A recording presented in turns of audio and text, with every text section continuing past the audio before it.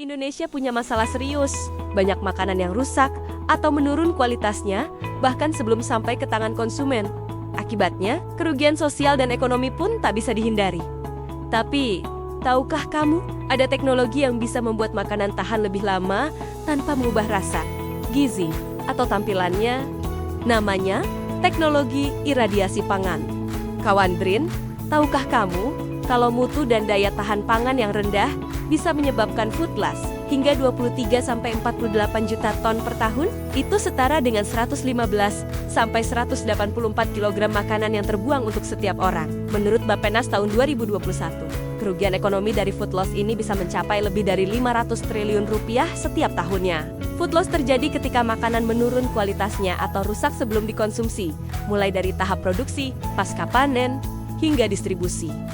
Nah, salah satu solusi untuk mengatasi masalah ini adalah teknologi iradiasi pangan.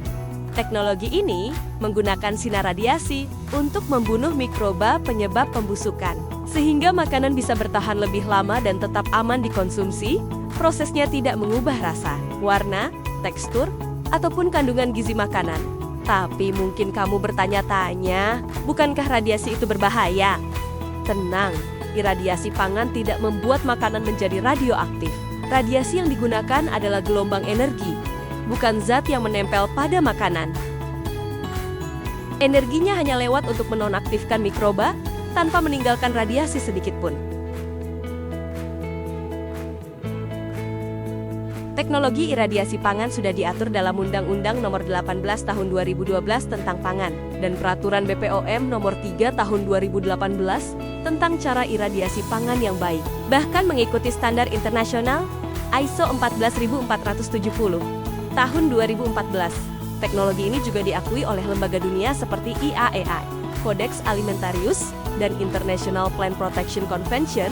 Pangan iradiasi bahkan pernah digunakan untuk bantuan pangan saat bencana longsor di Desa Cikadu tahun 2014. Jadi, bukan hanya aman, teknologi iradiasi juga berperan penting untuk menjaga ketahanan pangan nasional. Dengan memperpanjang umur simpan, kualitas makanan tetap terjaga, dan food loss bisa berkurang. Produk pangan Indonesia pun jadi lebih siap bersaing di pasar ekspor. Melalui program Radiana, Radiasi Aman Pangan Nasional, BRIN terus berinovasi bersama industri untuk memperkuat riset, diplomasi perdagangan, dan edukasi publik.